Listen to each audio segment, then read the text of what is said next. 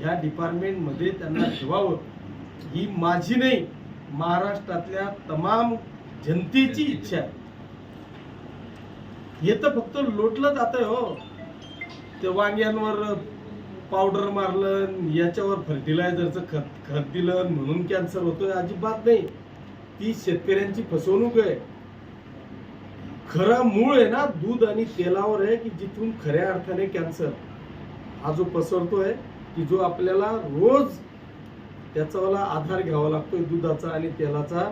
त्याच्यामुळे खऱ्या अर्थाने मी आजही त्या मताशी माझ्या सहमत आहे. तुकाराम मुंडेंना दिलं, एका चांगल्या डिपार्टमेंटला दिलं. त्यांनी 20 वर्षाच्या सर्व्हिसमध्ये 21 वेळा बदल्या झाल्या.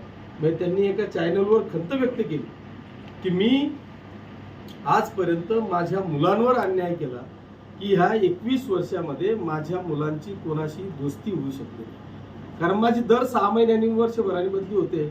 मला तिथून उचललं की मी दुसऱ्या शाळेत कुठतरी मुलांना टाकतोय. त्यांना अजून महाराष्ट्रात मित्र सुद्धा मिळाले.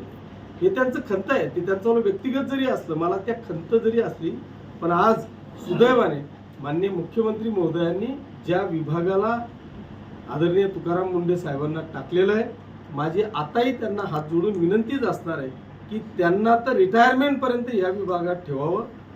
खऱ्या अर्थाने या महाराष्ट्राला कॅन्सर मुक्त करायचं असेल तर त्याचा एकच इलाज आहे तुकाराम मुंडे.